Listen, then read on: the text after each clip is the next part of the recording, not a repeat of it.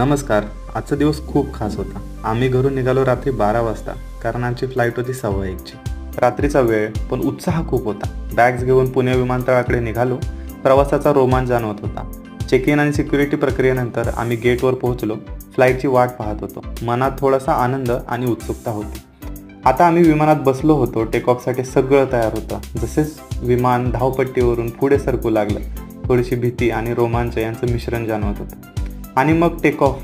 पहिल्यांदा विमान जमीन सोडत होता, तेव्हा हृदयाचा ठोका जरा वेगात होता.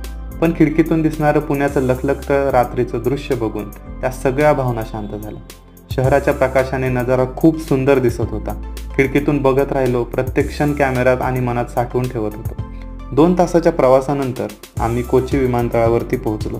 सकाळी 6 वाजता ड्रायव्हर कॅबसह तिथे तयार होता. ड्रायव्हरने आम्हाला कॅबमध्ये घेतलं आणि प्रवास सुरू झाला मुन्नारकडे. भेटूया पुढच्या ब्लॉगमध्ये. ब्लॉग कसा वाटला